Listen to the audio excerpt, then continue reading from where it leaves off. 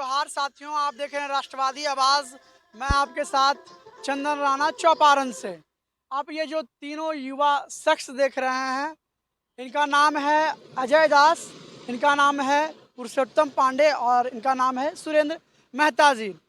ये आप लोग पीछे देख सकते हैं, गाड़ी में बैनर भी लगा हुआ है कि जनसंख्या नियंत्रण कानून एवं हिंदू राष्ट्र संकल्प पद यात्रा। ये यात्रा हजारीबाग से शुरू होते हुए झारखंड से काशी विश्वनाथ और मंदिर अयोध्या मथुरा वृंदावन होते हुए दिल्ली तक जाएगी। और इनसे जानेंगे कि आखिर जो इनकी मांग है जनसंख्या नियंत्रण कानून और हिंदू राष्ट्र, वो आखिर कहाँ तक पैदल मात्रा के माध्यम से सफल हो पाएगी और कहाँ तक ये सही जा पाएंगे।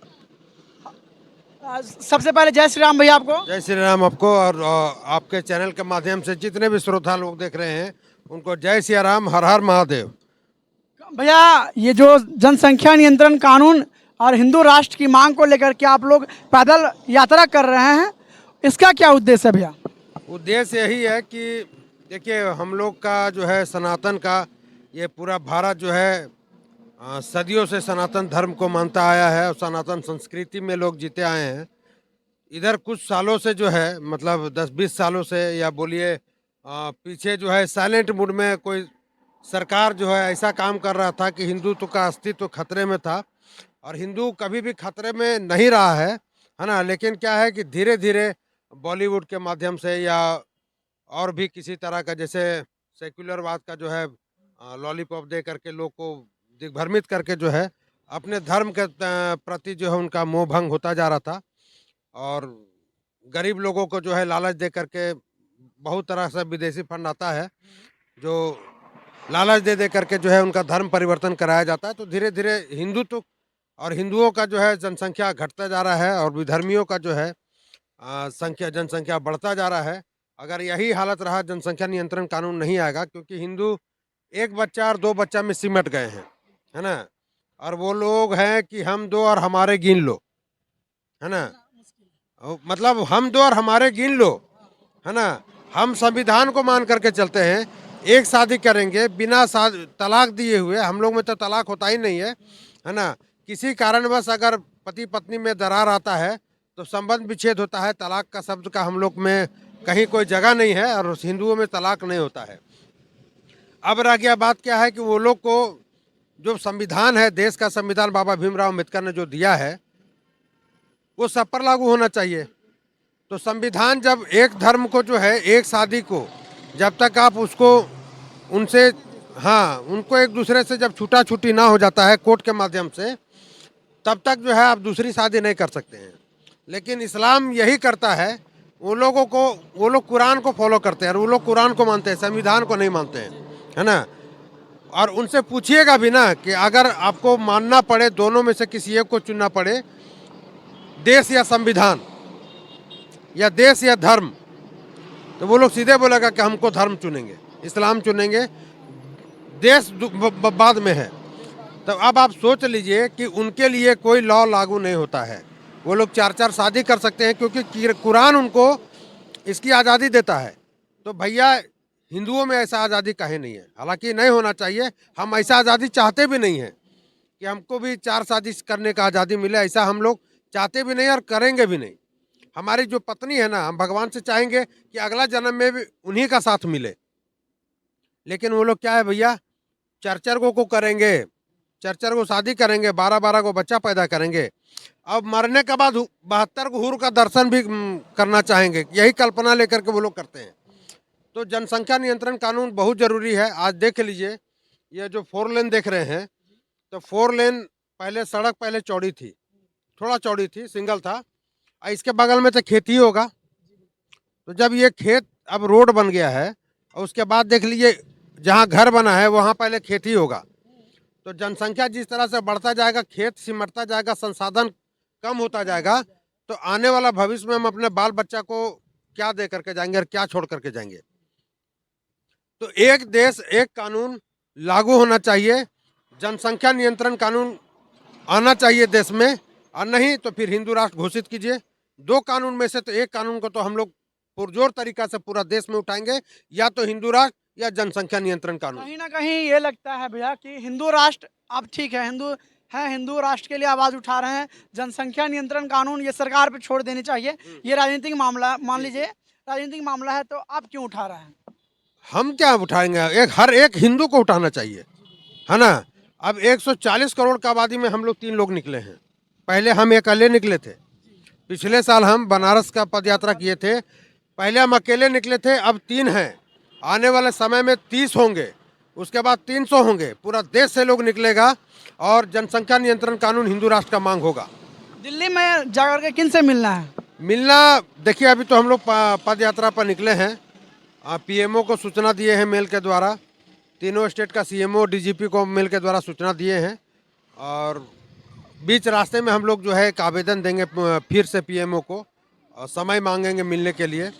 योगी आदित्यनाथ जी से मिलने का भी कोशिश करेंगे, उनको भी मेल के द्वारा सूचना देंगे, क्योंकि यूपी में ही 35 दिन का यात्रा हम लोग का होगा। ये 2 महीना का यात्रा है, 1700 किलोमीटर हम लोग पूरा यात्रा करेंगे, तो 2 महीना लगेगा, तो 35 से 40 दिन तो हम लोग को यूपी में ही बीतेगा। तो उसी बीच में हम लोग फिर मेल के माध्यम से सूचना देंगे, मुख्यमंत्री योगी आदित्यनाथ जी से भी मिलने का हम लोग कोशिश करेंगे। और अब ये बताइए कि सुरक्षा को लेकर के आप निकले हैं, हिंदुत्व के मुख्य चेहरा है हजारीबाग से आप लोग निकले हैं, तो सुरक्षा मुहैया करवाया गया है कहीं ना कहीं? नहीं, कहीं पूरा रास्ता जो है, अब ये चौपारण पहुंच चले हैं, हमको लगता है 55-60 किलोमीटर का दूरी होगा, हम लोग तय कर लिए हैं।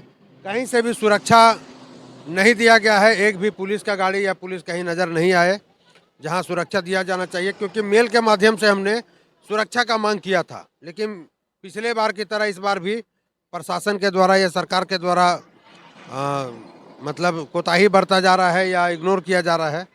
मान लीजिए भैया आपके पास सुरक्षा नहीं है, आप रास्ते में जा रहे हैं, कोई अधर्मी के द्वारा आप पर हमला हो जाता है, वैसे स्थिति में प्रशासन क्या जवाब देगी?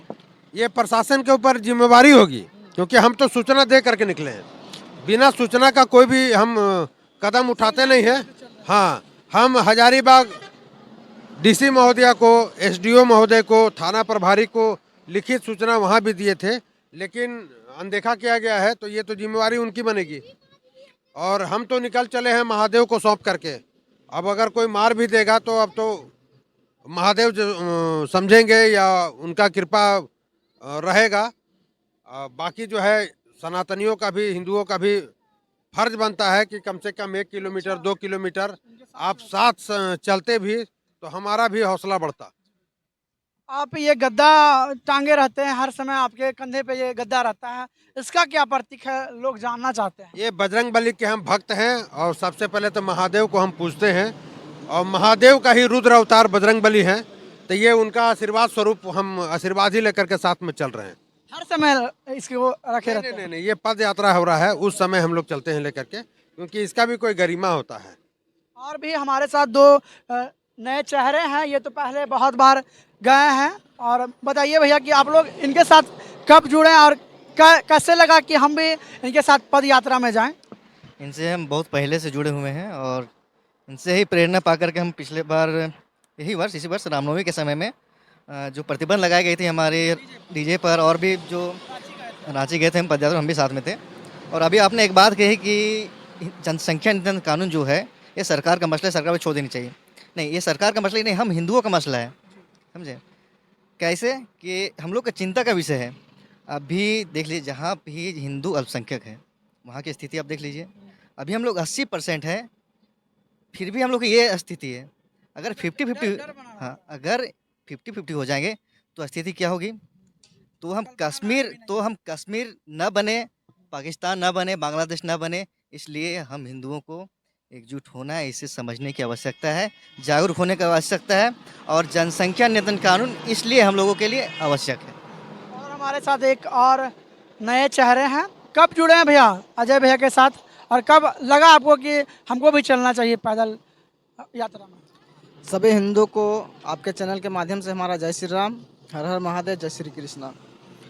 अजय भैया से मेरा तो पुराना लगाव है, लेकिन जब पद यात्रा में निकले थे अगले बार थे काशी के लिए, तो काशी विश्वनाथ के दिन में हमने अपना गांव में रिसीव किया था। मेरा गांव सूरजपुरा हुआ पदमा में, ठीक है।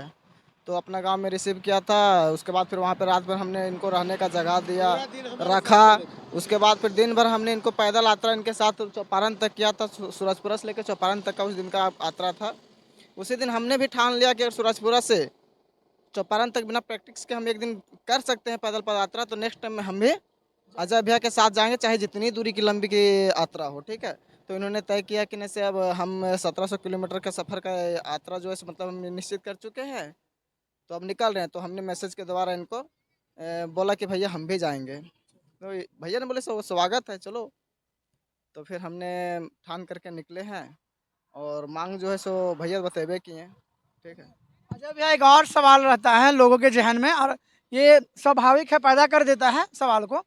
आप गाड़ी लेकर के चल रहे हैं, लोग बोलते हैं कि गाड़ी की क्या आवश्यकता है, जब पैदल यात्रा जा रहे हैं, पैदल ही मार्ग से निकाले हुए हैं, तो उनको गाड़ी की व्यवस्था की आवश्यकता क्यों है?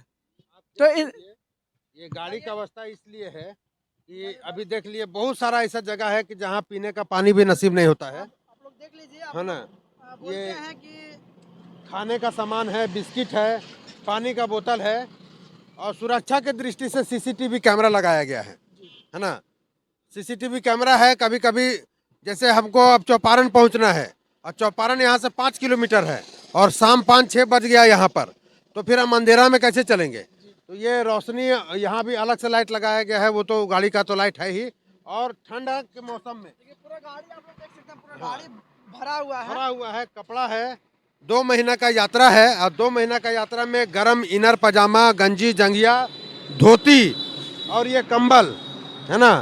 इसलिए मतलब जरूरी इसलिए है, नहीं तो ऐसा कोई ज़रूरत नहीं है। मतलब हर दिन बदलने का कपड़ा हम लोग साथ लेकर के चले हैं। गरम है, गरम इनर पजामा, यहाँ तक कि पानी का पेटी देख लीजिएगा। पीछे खोलिए तो ड्राइवर साहब दिखाइए।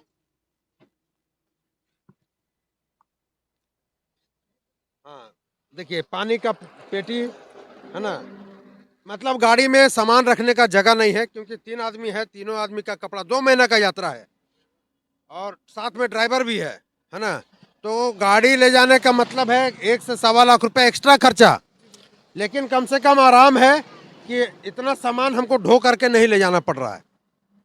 तो 30 किलोमीटर 35 किलोमीटर चलेंगे या हम लोग सामान ढोएंगे, तो इतना सारा सामान है। और ये सारा सामान हम हजारीबाग से, इसमें जूता चप्पल सब है ना, ये देख लीजिएगा।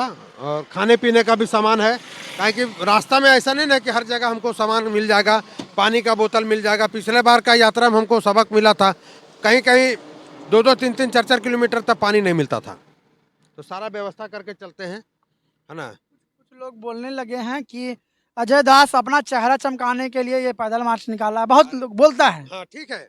अरे भाई, अगर ये चेहरा चमकाने के लिए है तो इतना जान लीजिए कि इस तरह का चेहरा चमकाने का काम हम 1000 बार करेंगे, हर बार करेंगे। और हम तो रिक्वेस्ट करेंगे, अगर आपको लगता है कि चेहरा चमकता है इससे, तो आप भी मेरे जैसे इसी तरह के, मतलब है ना, हर महीना हर साल आप करते रहिए। आप पद यात्रा कीजिए, अजय दास की तरफ से 51,000 का सहयोग रहेगा, है ना। हम 51,000 का सहयोग रहेगा। इस तरह का यात्रा निकालिए, अजय दास पीछे नहीं हटेगा। आपको जहां तक होगा 21,000, 11,000, 11,000 से तो कम देंगे नहीं। 11,000, 5 धोती और चलने का जूता चप्पल हमारे तरफ से रहेगा। अच्छा, एक बात मैं और कहना चाहूँगा कि आपने अजय भैया सब सवाल पूछा था कि जैसे गाड़ी लेके चल रहे हैं, तो सवाल बनता है लोगों को। हाँ, सवाल बनना चाहिए, ठीक है। अनेक प्रकार का सवाल बनता है, किसी तरह से कोई कुछ भी सोच सकता है। लेकिन आपको चैनल के माध्यम से यह हम कहना चाहेंगे कि उनका माइंड में अगर ये चलता होगा कि इन लोग 3 पदयात्री चल रहे हैं और बीच बीच में कहीं पैदल यात्रा करते हुए गाड़ी में बैठ के सफर करते होंगे, तो ऐसा व्यक्ति हमको आकर के पकड़े, ठीक है। पकड़ने के बाद उसको 2,51,000 रुपया हम लोग की तरफ से इनाम देंगे। हाँ, एक बार के लिए हम लोग तीनों को पकड़ ले। कभी भी गाड़ी में बैठे हुए या सीट में कि बैठ करके हम कुछ खा पी भी रहे हैं, तो गाड़ी के अंदर अगर पकड़ ले, उसको 2 लाख रुपए का इनाम है, 2,51,000 का इनाम देंगे।